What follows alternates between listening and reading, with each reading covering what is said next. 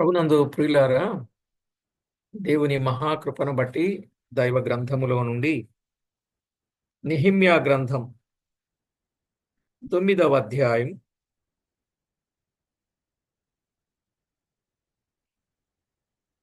29వ వచనం నుండి 37వ వచనం వరకున్న వచనాలు చదువుకుందాం. నెహెమ్యా గ్రంథం 9వ అధ్యాయం 29 నుండి. నీ ఆజ్ఞలను విధులను ఒకడు ఆచరించిన ఎడల వాటి వలన బ్రతుకును గదా. వారు మరలా నీ ధర్మశాస్త్రం అనుసరించి నడుచున్నట్లు నీవు వారి మీద సాక్ష్యము పలికినను వారు గర్వించి నీ ఆజ్ఞలకు లోబడక నీ విధుల విషయములో పాపులై నిన్ను తిరస్కరించి తమ మనసును కఠినపరుచుకొని నీ మాట వినకపోయిరి. 30వ వచనం. నీవు అనేక సంవత్సరములు వారిని ఓర్చి నీ ప్రవక్తల ద్వారా నీ ఆత్మచేత వారి మీద సాక్ష్యము పలికితివి గాని వారు వినకపోయిరి. కాగా నీవు ఆయా దేశములలోనున్న జనుల చేతికి వారిని అప్పగించితివి. 31. అయితే నీవు మహోపకారివై ఉండి వారిని బొత్తిగా నాశనము చేయకయు విడిచిపెట్టకయు ఉంటివి. నిజముగా నీవు కృపా కనికరములు గల దేవుడవై ఉన్నావు. 32. చేసిన నిబంధనను నిలుపు భయంకరుడుగున గుణముల వరకు మా మీదికిని మా రాజుల మీదికిని ప్రధానుల మీదికిని మా పితరుల మీదికిని నీ జనులందరి మీదికిని వచ్చిన శ్రమయంతయు నీ దృష్టికి అల్పముగా ఉండకుండునుగాక. మా మీదికి వచ్చిన శ్రమలన్నింటినీ చూడగా నీవు న్యాయస్థుడవే. నీవు సత్యముగానే ప్రవర్తించితివి కాని మేము దుర్మార్గులమైతిమి. మా రాజులు గాని మా ప్రధానులు గాని మా యాజకులు గాని మా పితరులు గాని నీ ధర్మశాస్త్రమును అనుసరించి నడువలేదు. నీవు వారి మీద పలికిన సాక్ష్యములనైనను నీ ఆజ్ఞలనైనను వారు వినకపోయిరి. వారు తమ రాజ్య పరిపాలన కాలమందు నీవు తమ ఎడల చూపించిన గొప్ప ఉపకారములను తలంచక నీవు వారికిచ్చిన విస్తారమగు ఫలవంతమైన భూమిని అనుభవించి నిన్ను సేవింపకపోయిరి.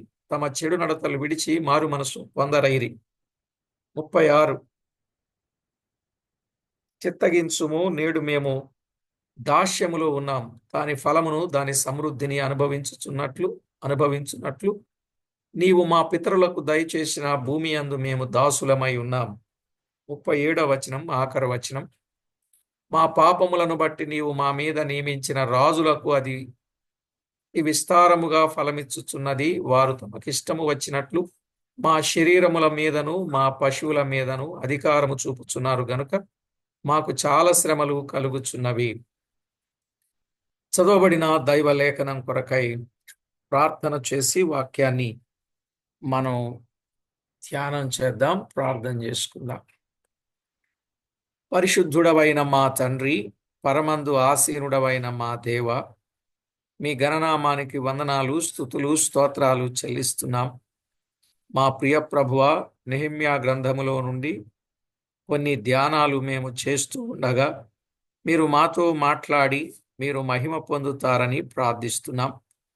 అల్పులం, అయోగ్యులం, అపాత్రులం, అవిధేయులం అయినా మమ్మను ప్రేమించి క్షమించి రక్షించి మీ పిల్లలుగా పరలోకపు పౌరులుగా మమ్మను తీర్చిదిద్ది మా ప్రభువా మీ మార్గములో నడిపించుచూ ఉన్నందుల కొరకై స్తోత్రములు. మా ప్రియ ప్రభువా, కొద్ది నిమిషాలు మీ వాక్యమును ధ్యానము చేయనైంటుండగా మీరు మాతో మాట్లాడి మహిమ పొందుతారని కోరుచు యేసుక్రీస్తు నామమున వేడుచున్నాము తండ్రి, ఆమేన్. ప్రభునందు ప్రియులారా, పరిశుద్ధ గ్రంథమైన బైబిల్ నుండి నెహెమ్యా గ్రంథ ధ్యానాలు మనము చేస్తున్నాం. ఈ గ్రంథములో మనము చదువుకున్న వచనాలు 9వ అధ్యాయం 29 నుండి 37 వచనాలలో ఉన్న వాస్తవిక సత్యాలు మనము జ్ఞాపకం చేసుకున్నప్పుడు రాజుల కాలము నుండి నెహెమ్యా కాలము వరకు చేసిన మేళ్ళు మనము చదువుకున్నాం. ఎప్పటి నుండి? రాజుల కాలము నుండి నెహెమ్యా కాలం వరకు చేసిన మేళ్ళు మనము చదువుకున్నాం.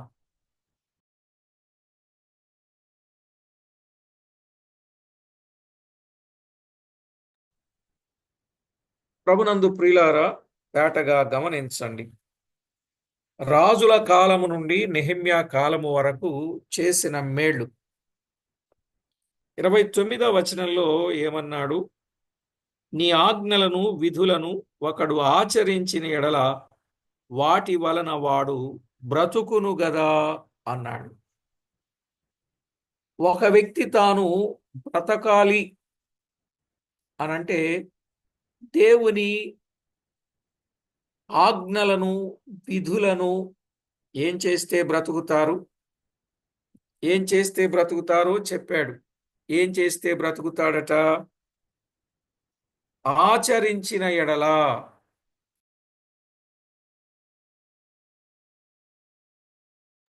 ఆచరించిన ఎడల బ్రతుకును గదా అన్నాడు. నిజమే నిజమే. ఆచరించినప్పుడు బ్రతుకుతారు. లేవియాకాండం 18వ అధ్యాయం. లేవియాకాండం 18వ అధ్యాయం 5వ వచనాన్ని మనం చదువుకుందాం. లేవియాకాండం 18వ అధ్యాయం 5వ వచనం. మీరు నా కట్టడలను నా విధులను ఆచరింపవలెను, వాటిని గైకొనువాడు వాటి వలన బ్రతుకును, నేను యెహోవాను అన్నాడు. చూడండి ఎంత స్పష్టంగా వ్రాయబడింది. మీరు నా కట్టడలను నా విధులను ఆచరింపవలెను, వాటిని గైకొనువాడు వాటి వలన బ్రతుకును అన్నాడు. కాబట్టి ప్రభునందు ప్రియులారా, ఎవరైతే ఆయన ఆజ్ఞలను, ఆయన కట్టడలను, ఆయన విధులను ఆచరిస్తారో, గైకొంటారో వారు బ్రతుకుతారు. నిజమే.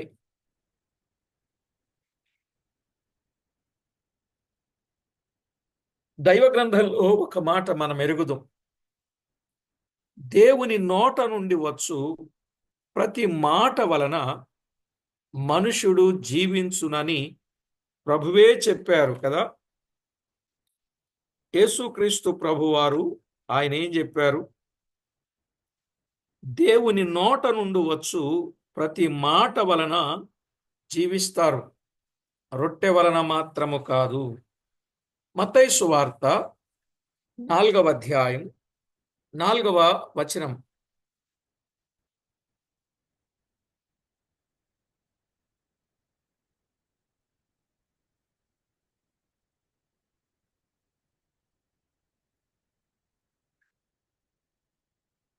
చూడండి, మత్తయి సువార్త 4వ అధ్యాయం 4వ వచనం. అందుకాయన, మనుషుడు రొట్టె వలన మాత్రము కాదు గాని దేవుని నోట నుండి వచ్చు ప్రతి మాట వలనను జీవించును అని వ్రాయబడి ఉన్నది. చూశారా ప్రియులారా? ఒక వ్యక్తి ఎప్పుడు జీవిస్తాడట? దేవుని నోట నుండి వచ్చు ప్రతి మాట వలన జీవిస్తాడు, అంటే బ్రతుకుతాడు అని అర్థం. దేవుని నోట నుండి వచ్చు మాట. అసలు దేవుడు మాట్లాడే మాటలు, లేక మన ప్రభువు మాట్లాడే మాటలు ఎలాంటి మాటలు మాట్లాడతాడు ఆయన? యోహాను సువార్త 6వ అధ్యాయం 68వ వచనం. యోహాను సువార్త 6వ అధ్యాయం 68వ వచనం. సీమోను పేతురు, ప్రభువా, ఎవని యొద్దకు వెళ్ళుదము? నీవే నిత్య జీవపు మాటలు గలవాడవు.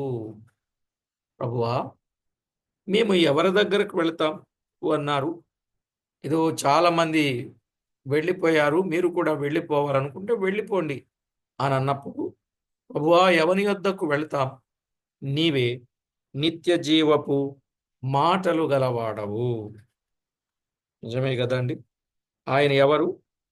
ఆయన నిత్య జీవపు మాటలు గలవాడు. నిత్య జీవపు మాటలు గలవాడు. యోహాను సువార్త 12వ అధ్యాయం 50వ వచనం. యోహాను సువార్త 12వ అధ్యాయం 50వ వచనంలో వ్రాయబడిన మాట 12:50. మరియు ఆయన ఆజ్ఞ నిత్య జీవమని నేనెరుగుదును కనుక నేను చెప్పు సంగతులను తండ్రి నాతో చెప్పిన ప్రకారము చెప్పుచున్నానెను. ఆయన ఆజ్ఞ నిత్య జీవమని నేనెరుగుదును గనుక నేను చెప్పు సంగతులు. ఎవరు చెప్పినవి? తండ్రి నాతో చెప్పినవి. ఆయన నాతో చెప్పినవి చెప్పిన ప్రకారము చెప్పుచున్నాను అన్నాడు. గనుక ఆయన ఆజ్ఞలను ప్రతి ఒక్కరూ కూడా ఏం చేయాలి? గైకొనాలి, ఆచరించాలి. అయితే వారు గర్వించి ఆయన ఆజ్ఞకు లోబడక పాపులైరి అన్నాడు. వారు గర్వించి ఏమయ్యారు? ఆయన ఆజ్ఞకు లోబడక పాపులైరి. పాపులైరి. చూసారా? వారు పాపులైరి. 29వ వచనం, నెహెమ్యా గ్రంథం 9వ అధ్యాయం 29వ వచనం. వారు గర్వించి నీ ఆజ్ఞలకు లోబడక నీ విధుల విషయములో పాపులై నిన్ను తిరస్కరించి తమ మనస్సును కఠినపరచుకొని నీ మాట వినకపోయిరి అన్నాడు. ఆయన మాట వినకపోయిరి. అందువల్ల దేవుడు ఏం చేశాడు? నీవు ఆయా దేశములలోనున్న జనుల చేతికి వారిని అప్పగించితివి అన్నాడు. 30వ వచనం. ఆయన అప్పగించాడు. నీవు ఆయా దేశములలో ఉన్న జనుల చేతికి వారిని అప్పగించితివి.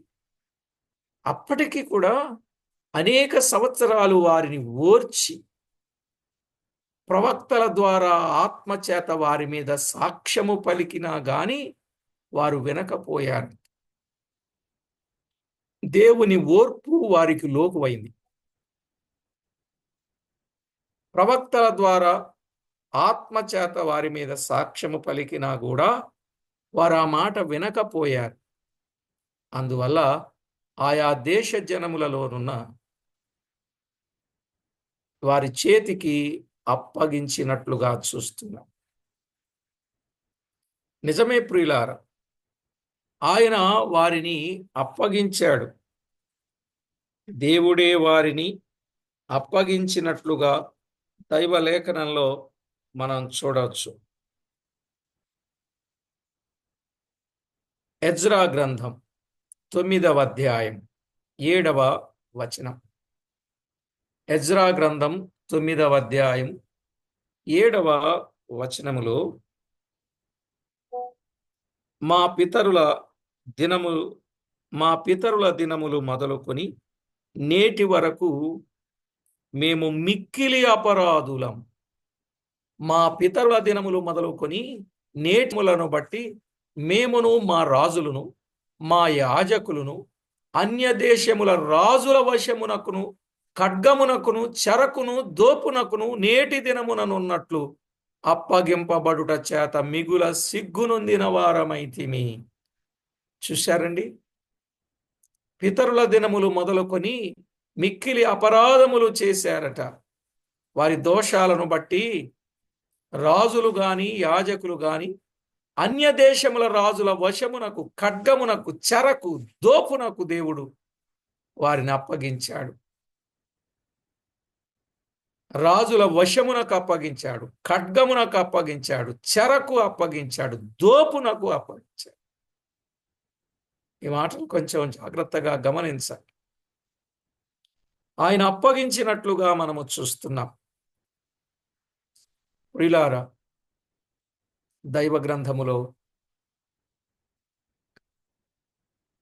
దేవుడే వారిని అప్పగించాడు.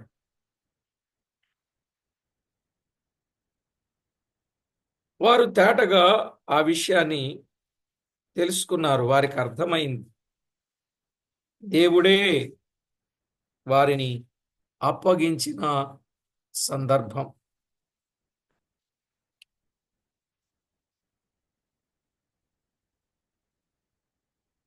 యెషయా గ్రంథములో కూడా ఒక మాట చెప్పాడు. 42వ అధ్యాయం 24వ వచనం. యెషయా గ్రంథం 42:24. యెహోవాకు విరోధముగా మనము పాపము చేసితిమి, వారు ఆయన మార్గములలో నడువనొల్లకపోయిరి, ఆయన ఉపదేశమును వారు అంగీకరింపకపోయిరి.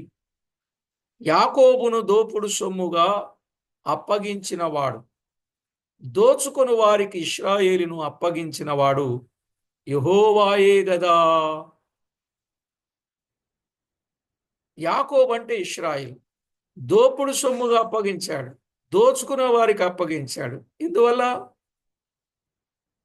వారు యెహోవాకు విరోధముగా పాపము చేశారు, ఆయన మార్గములో నడువనొల్లకపోయారు, ఆయన ఉపదేశమును వారు అంగీకరింపకపోయారు. చూశారా పరిస్థితి ఎలా ఉందో? ఆయనకు విరోధంగా పాపము చేస్తే, ఆయన మార్గములలో నడవకుండా ఉంటే, ఆయన ఉపదేశమును అంగీకరింపకపోతే దేవుడు వేసే శిక్ష దోపుడు సొమ్ముగా అప్పగించాడు, దోచుకునే వారికి అప్పగించాడు ఇశ్రాయేలీయులను. అర్థమైందండి? అందువలన నీవు న్యాయస్థుడవే, నీవు సత్యముగానే ప్రవర్తించితివి అన్నాడు నెహెమ్యా గ్రంథములో 9వ అధ్యాయం 33వ వచనం. మా మీదికి వచ్చిన శ్రమలన్నింటినీ చూడగా నీవు న్యాయస్థుడవే, నీవు సత్యముగానే ప్రవర్తించితివి, కానీ మేము దుర్మార్గులమైతిమి. ఏమన్నాడండి? మేము దుర్మార్గులమైతి. నీవు న్యాయస్థుడవే, నీవు సత్యముగానే ప్రవర్తించితివి, మేమేనయ్యా అని చెప్తున్నాడు. దానియేలు కూడా ఈ సత్యాన్ని ఆయన ఒప్పుకున్నట్లుగా మనము చూడవచ్చు. దానియేలు కూడా ఒప్పుకున్నాడు. దానియేలు గ్రంథం 9వ అధ్యాయం 6 నుండి 8 వచనాలు.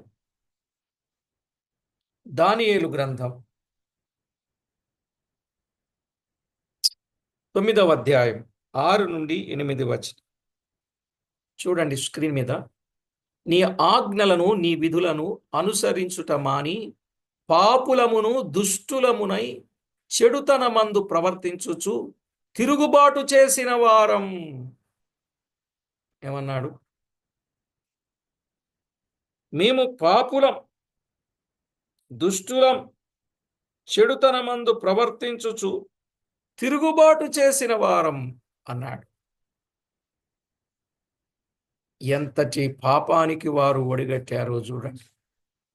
ఆయన ఆజ్ఞలను విధులను అనుసరించుట మానేశారట. మానేసి పాపము చేశారు, దుష్టత్వము చేశారు, చెడుతనము చేశారు.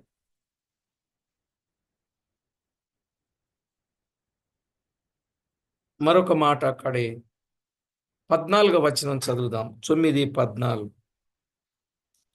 మేము మా దేవుడైన యెహోవా మాట వినలేదు గనుక ఆయన సమస్త కార్యముల విషయమై న్యాయస్థుడై ఉండి సమయము కనిపెట్టి ఈ కీడు మా మీదికి రాజేశను. వారు ఒప్పుకుంటున్నారు కదా, మేము మా దేవుడైన యెహోవా మాట వినలేదు గనుక ఆయన తన సమస్త కార్యముల విషయమై న్యాయస్థుడు దేవుడు, సమయము కనిపెట్టి ఈ కీడు మా మీదికి రాజేశు. సమయము కనిపెట్టి కీడు రప్పించిన వాడుగా చూస్తున్నాం. కాబట్టి ప్రభునందు ప్రియులారా, మన మట్టుకు మనం ఎంతో భక్తిగా, విశ్వాసముగా మనం ముందుకు సాగాలి. ఎందుకంటే మనకి ఇది దేవుడిచ్చిన కాలం, కృపాకాలం గనుక మనం ఏం చేసినా మనకు శిక్ష లేదు. దుష్క్రియకు తగిన శిక్ష శీఘ్రముగా జరగకపోవుట చూచి భయము విడిచి మనుషులు దుష్క్రియలు చేయుదురు అన్నాడు. ప్రసంగి గ్రంథం 8వ అధ్యాయం 11వ వచనం. ప్రసంగి గ్రంథం 8వ అధ్యాయం 11వ వచనములు, ఇది కృపాకాలం గనుక మనుషుడు ఏం చేసినా శిక్ష లేదు. దుష్క్రియకు తగిన శిక్ష శీఘ్రముగా కలుగకపోవట చూచి మనుషులు భయము విడిచి హృదయపూర్వకంగా ఏం చేస్తున్నారన్నాడు? దుష్క్రియలు. మనుషుడు హృదయపూర్వకంగా దుష్క్రియలు చేస్తూ ఉన్నాడు. భయము విడిచిపెట్టేశాడు. ఎందుకంటే దుష్క్రియకు తగిన శిక్ష శీఘ్రముగా కలగటం లేదు.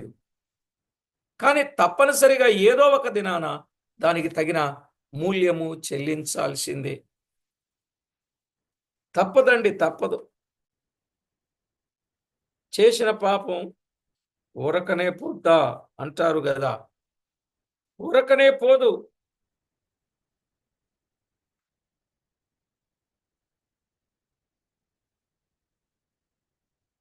యాభైవ కీర్తన 21వ చరణంలో, 50వ కీర్తన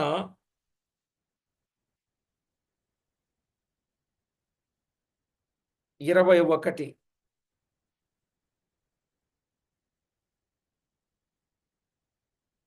అంటే ఇట్టి పనులు నీవు చేసినను నేను మౌని అయి ఉంటిని. ఇట్టి పనులు ఏమేం చేశాడు? 18, దొంగను చూసినప్పుడు వానితో ఏకీభవించాడు, వ్యభిచారుతో సాంగత్యము చేశాడు, కీడు చేయవలనని నోరు తెరిచాడు, నాలుక కపటము కల్పించుచున్నది, సహోదరుని మీద కొండెములు చెప్పాడు, తల్లి కుమారుని మీద అపనందలు మోపాడు. ఇన్ని చేస్తే కూడా ఆయన ఎలా ఉన్నాడంట? మౌనిగా ఉన్నాడు. అందుకు నేను కేవలం 21వ వచనం, అందుకు కేవలం నీ వంటి వాడనని నీవనుకుంటివి. 21,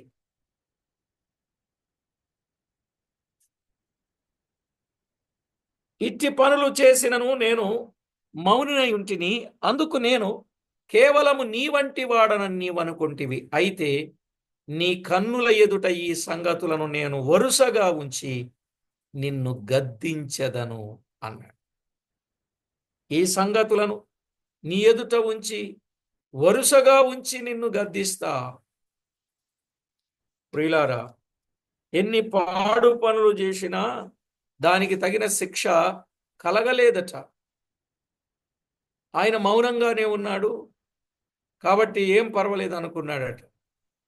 అంతేకాదు, మనుషుడు ఏమనుకున్నాడంటే ఆయన కేవలం మన వంటి వాడే అని అనుకున్నారంట. కానీ కాదు. నీ కన్నుల ఎదుట ఈ సంగతులను నేను వరుసగా ఉంచి నిన్ను గద్దిస్తా. నీ కన్నుల ఎదుట ఈ సంగతులను ఉంచి వరుసగా నిన్ను గద్దిస్తా అని చెప్తున్నాడు. కాబట్టి ప్రియులారా, ఒకరోజు క్రీస్తు న్యాయపీఠం ఎదుట మన క్రియలన్నీ తీర్పులోనికి వస్తాయి. కొరింథీయులకు రాసిన 2వ పత్రిక 5:10. అప్పుడు వాటి ఫలము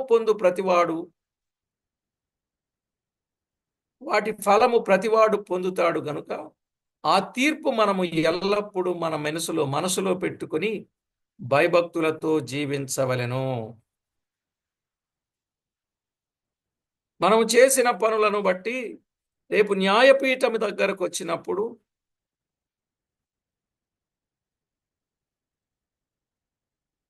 వాటి ఫలాన్ని మనము పొందుతాం అని చెప్పాడు. చూశారా దైవలేఖనములు? అయితే నీవు మహోపకారివై ఉండి, నెహెమ్యా గ్రంథం 31వ వచనం, అయితే నీవు మహోపకారివై ఉండి వారిని బొత్తిగా నాశనము చేయకయు విడిచిపెట్టకయు ఉంటివి. నిజముగా నీవు కృపా కనికరములు గల దేవుడవై ఉన్నావు. చూశారండి, ఆయన మహోపకారి అయుండి వారిని బొత్తిగా నాశనము చేయక విడిచిపెట్టక ఇంటివి. నీవు కృపా కనికరములు గల దేవుడవు. ఆయన ఎవరు? కృపా కనికరములు గల దేవుడు. నిజమేనండి, ఆయన కృపా కనికరములు గల దేవుడే.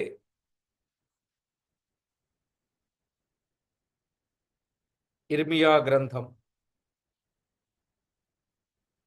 5వ అధ్యాయం 18వ వచనంలో ఉన్న మాట ఏంటి చూడండి. ఇర్మియా గ్రంథం 5వ అధ్యాయం 18. అయినను ఆ దినములలో నేను మిమ్మును శేషము లేకుండా నశింపజేయను. ఇదే యెహోవా వాక్కు. ఆయన కనికరం ఎంత గొప్పదండి. నేను మిమ్మును శేషము లేకుండా నశింపచేయను, శేషము లేకుండా మిమ్మును నశింపజేయను అని ఆయన చెప్పాడు. ఇర్మియా గ్రంథం 30వ అధ్యాయం 11వ వచనం. 30వ అధ్యాయం 11వ వచనం. యెహోవా వాక్కు ఇదే, నిన్ను రక్షించుటకు నేను నీకు తోడై ఉన్నాను. నిన్ను చెదరగొట్టిన జనములన్నింటినీ నేను సమూల నాశనము చేసేదను గాని నిన్ను సమూల నాశనము చేయను. అయితే ఏ మాత్రమును నిర్దోషినిగా ఎంచకుండానే నిన్ను మితముగా శిక్షింతును. ఖచ్చితంగా ప్రియులారా, చేసిన దానికి శిక్ష అనుభవించవలసినదే. దైవ లేఖనంలో వ్రాయబడిన వాస్తవిక సత్యం. ఇర్మియా గ్రంథములో 46వ అధ్యాయం 28వ వచనాన్ని కూడా చదువు. 46వ అధ్యాయం 28వ వచనం. నా సేవకుడవైన యాకోబు, నేను నీకు తోడై ఉన్నాను, భయపడకుము. నేనెక్కడికి నిన్ను చెదరగొట్టితినో ఆ సమస్త దేశ ప్రజలను సమూల నాశనము చేసేదను. అయితే నిన్ను సమూల నాశనము చేయను. నిన్ను శిక్షింపక విడువను గాని న్యాయమును బట్టి నిన్ను శిక్షించేదను. ఇదే యెహోవా వాక్కు. ఇప్పుడు చెప్పండి, సేవకుడు కదా అని సేవకుడిని విడిచిపెడతాడా? పెద్ద కదా అని పెద్దను విడిచిపెడతాడా? పరిచారకుడు కదా అని పరిచారకుడిని విడిచిపెడతాడా? పరిశుద్ధుడని పరిశుద్ధుని విడిచిపెడతాడా? ఎవరిని విడిచిపెట్టడు ఆయన. నిన్ను శిక్షింపక విడువను గాని న్యాయమును బట్టి నిన్ను శిక్షిస్తా. ఇదేనండి దేవుని నీతి. ఖచ్చితంగా తప్పు చేసిన వానిని శిక్షిస్తాడు.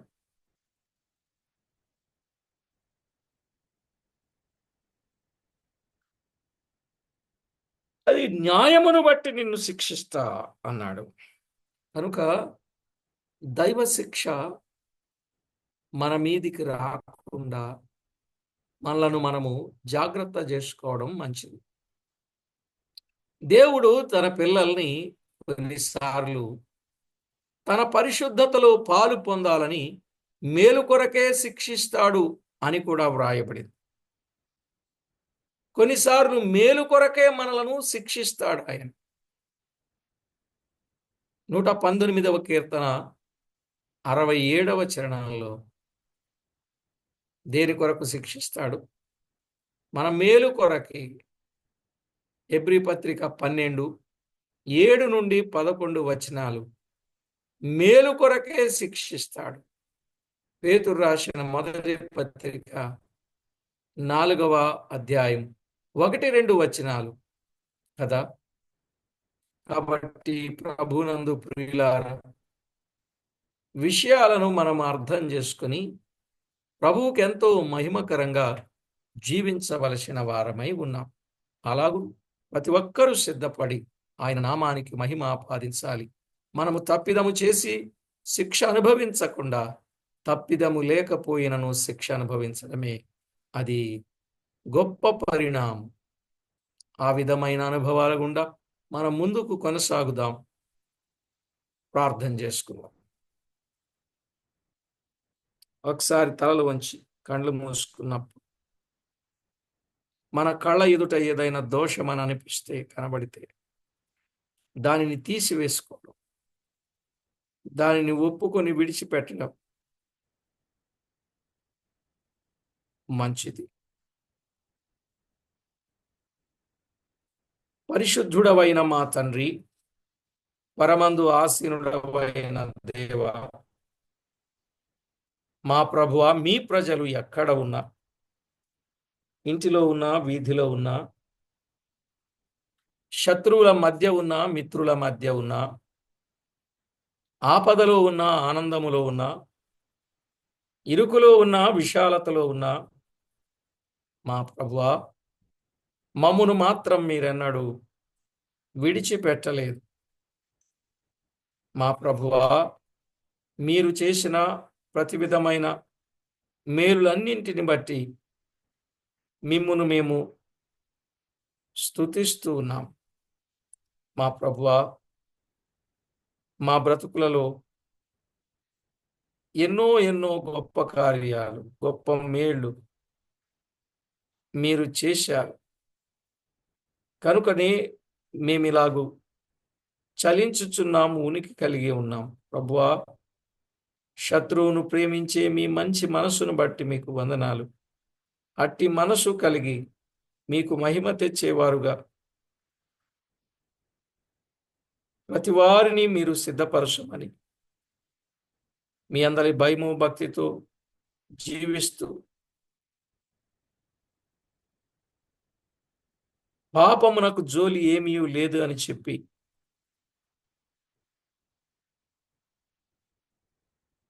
పాపం చేసే ప్రతి వారికి శిక్ష ఉన్నదని చెప్పి మరొకసారి తేటతెల్లం చేశారు.